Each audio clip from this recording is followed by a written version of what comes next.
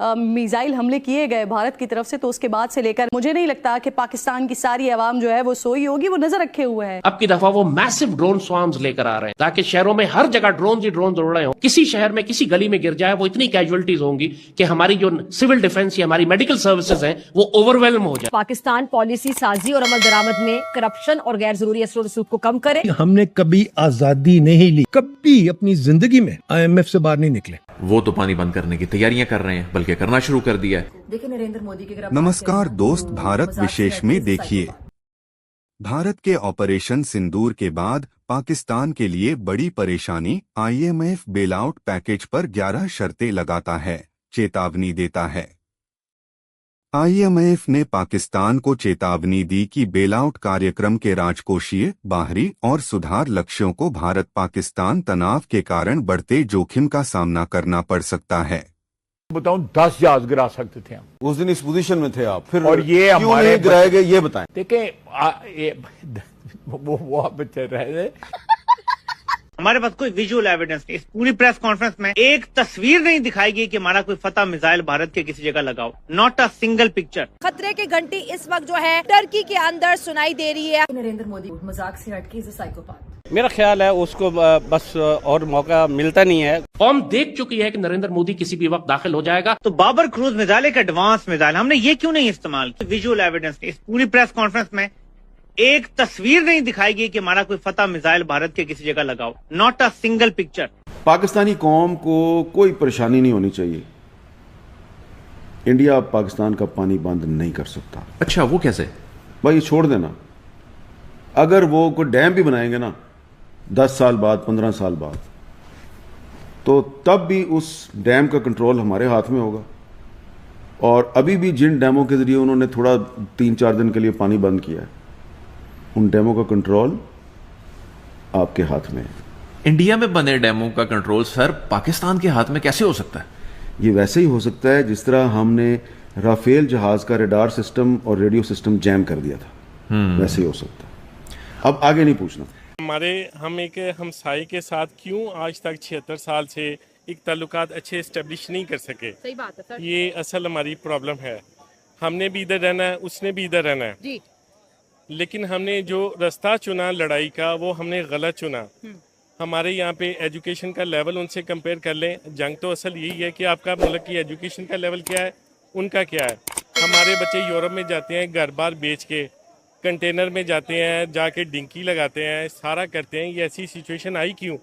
हमारा एक अच्छा मुल्क था। जो चीज़ें मुकाबले की थी वो हमने नहीं की। जो मुकाबले की नहीं थी, हमने दुनिया को एक स्पेस प्रोवाइड की कि हमारा इलाका आके अपने वेपन टेस्ट किए जाएं।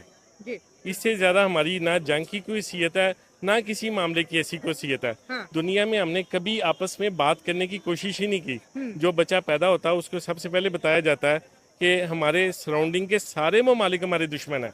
अफगानिस्तान से लेके, इंडिया से लेके, ईरान से लेके सारे। अच्छा। ये हम बच्चों को गलत स्टार्टिंग करते हैं।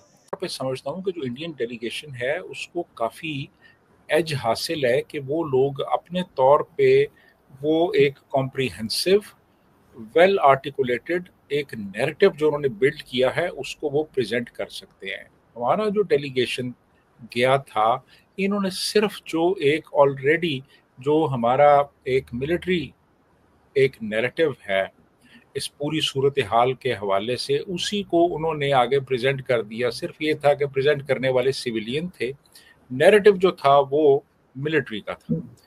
तो ये बड़े बुनियादी फर्क थे हमारे डेलीगेशन में और उनके डेलीगेशन में। मैं आज एक बात दावे से कहता हूं कि पाकिस्तानियों को किस नज़र से दुनिया में देखा जाता है, तो उसके लिहाज से आप इन पाकिस्तानियों को फितना और दुनिया कह सकते हैं। मैं कोई छोटी बात नहीं कह रहा हूं। इसकी वजह यह है कि इकबाल के शायरों ने दुनिया में हर जगह दहशतगर्दी की है, और ये बात मैं फख्र के साथ कहता हूं, उनमें कोई बलोच नहीं है। यूरोप में, अमेरिका में, कनाडा में, इटली में, फ्रांस में, लंदन में, कहीं पर भी, कनाडा में इकबाल के शायरी दहशतगर्दी करते हैं अल्लाह और रसूल के नाम पे। और रही बात फितना उल दुनिया, उसको मैं एक्सटेंड करता हूं। पाकिस्तानी फौज दहशतगर्द पालती है,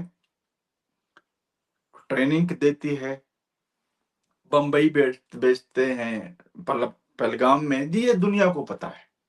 हमारे रेलवे मिनिस्टर हैं जी हनीफ अब्बासी साहब, कहते जी पिंडी और लाहौर के दरमियान जो रेलवे जो एक डिस्टेंस है via rail network, that will be up to 2 hours.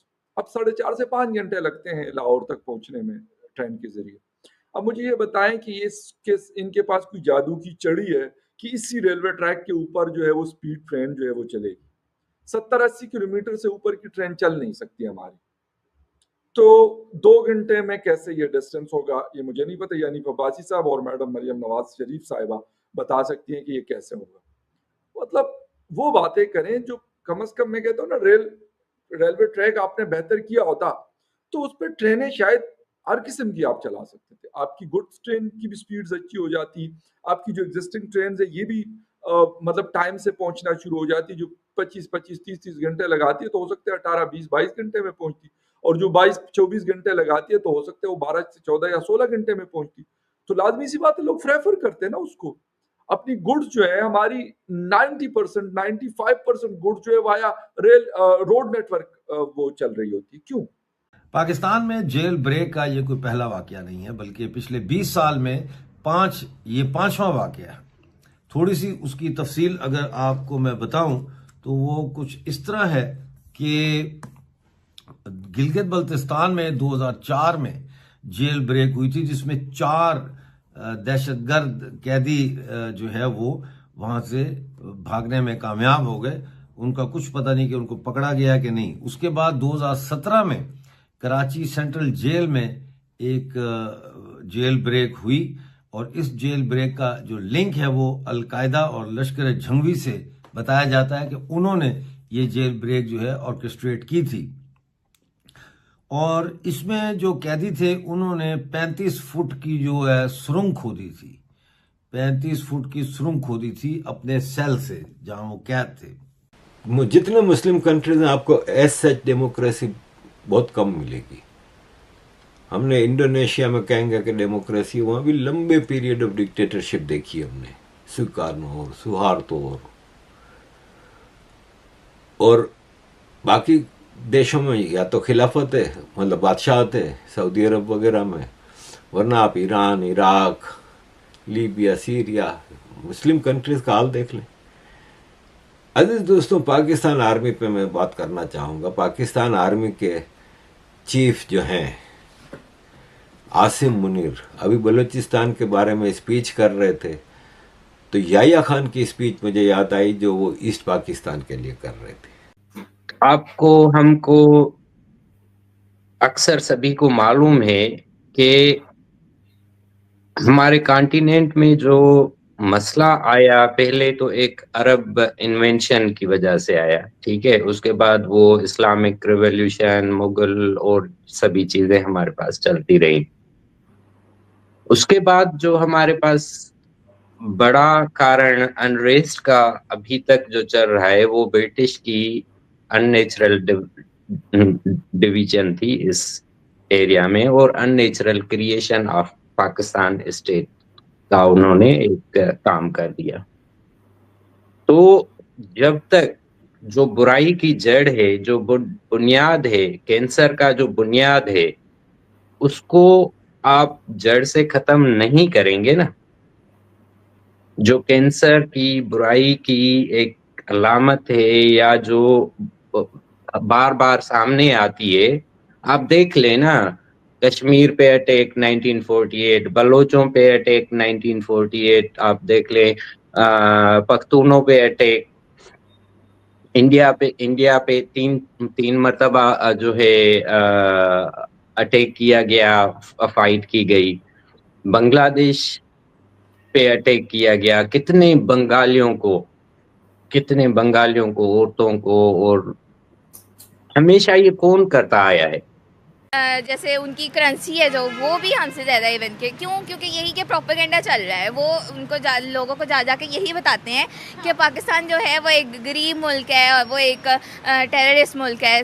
बस उनकी वजह से हमारी करेंसी लो है। उनकी वजह से करेंसी लो है, क्योंकि वो जब एक इंसान लाइक एक मुल्क दूसरे मुल्कों को जाके यही बताता रहेगा कि वो तो है ही चोर है, वो तो ये तो कैसे डॉलर भरेगा और कैसे ये सब। देखिए किसी की स्टेटमेंट देने से हमारा डॉलर रेट कैसे बढ़ सकता है, मुझे तो ये चीज़ समझ नहीं आती। देखिए इन्फ्लेशन यहाँ पर बहुत ज़्यादा है, डॉलर की निस्बत रुपए की कदर हमारी जो है वो गिरती चली जा रही है। ये किसी की स्टेटमेंट की वजह से तो नहीं हो सकता।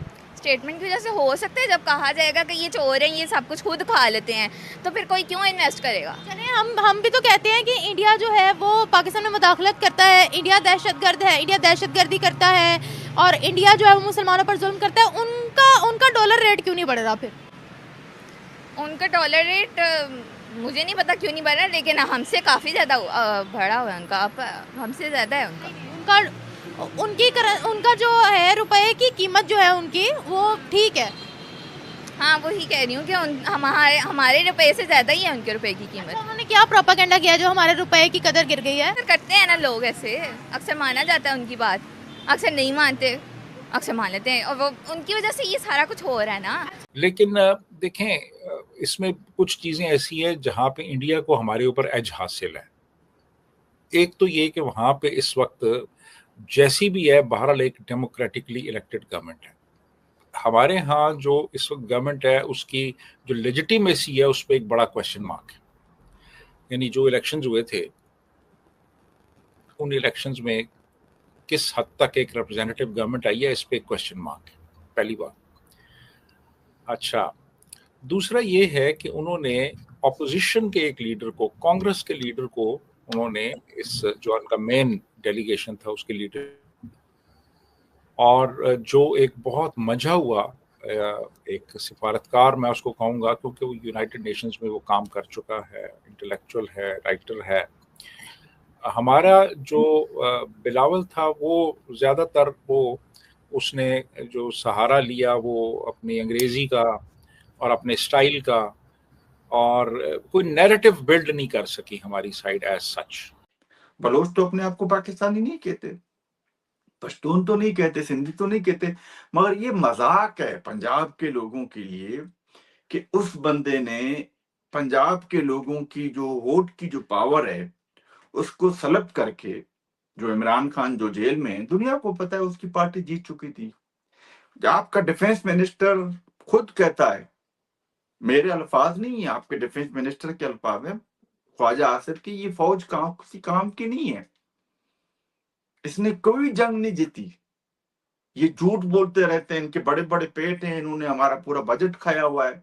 और इसके अलावा आप नवाज शरीफ की बातों को देख ले, नवाज शरीफ कल क्या करते थे, क्या कहते थे, ये वतन तुम्हारा है, हमें खामख्वाह इसमें, फौज के लिए कहते थे, गाना गाते थे बाकायदा टीवी पे आके। हमारे मुकाबले में इंडिया ने अपने रेलवे नेटवर्क को बहुत बहुत मतलब बेहतरीन रखा है, उसको बहुत बढ़ाया है और उसको अपग्रेड किया, सिर्फ बढ़ाया नहीं, उसकी अपग्रेडेशन की है। इसलिए वहां पर स्पीड ट्रेन जो है वो चलती हैं, बुलेट ट्रेन वहां पे चलने लगी हैं, और जो उनकी पुरानी ट्रेन थी वो भी, लाजमी सी बात है, उस पर भी उसका असर होता है कि आपके अगर ट्रैक ठीक हो तो पुरानी गाड़ियां भी आपका उसका जो ट्रेवलिंग डिस्टेंस होता है वो कम हो जाता है। अब इस वक्त हम पहले जो एग्जिस्टिंग हमारा ML1 है और ML2 है, ML1 पेशावर से कराची है और ML2 जो है वो पेशावर से लेके दूसरा एक ट्रैक आता है जो साउदर्न पंजाब और इन इलाकों से होता हुआ वो भी कराची को कनेक्ट करता है, और एक और है तफ्तान से कनेक्ट करता है बाकी पाकिस्तान को, जो चमन तक, और ये ML2 है। अब इसके ऊपर भाई आप मतलब उसमें ट्रेन चल रही होती तो बिल्चे लेकर वो उसमें से रेत को हटा रहे होते हैं, ऐसा लगता है कि दुनिया में शायद पाकिस्तान वाहिद मुल्क है कि किसी डेजर्ट में से उनकी रेलवे ट्रैक गुजर रहा है। लेकिन एक बात तो तय है कि पाकिस्तान हर तरफ से कोलैप्स कर रहा है, इवन के इनका जेल का सिस्टम, पुलिस का सिस्टम, इनकी मिलिट्री इंटेलिजेंस का सिस्टम, इनका रेडार सिस्टम जो हमने देखा ऑपरेशन सिंदूर के दौरान, ये सब फेल होते जा रहे हैं। क्या कराची में इस वक्त जो कैदी फरार हुए हैं वो आम शहरियों के लिए कोई खतरा है या नहीं है, इसका जवाब भी हम इस वक्त नहीं दे सकते।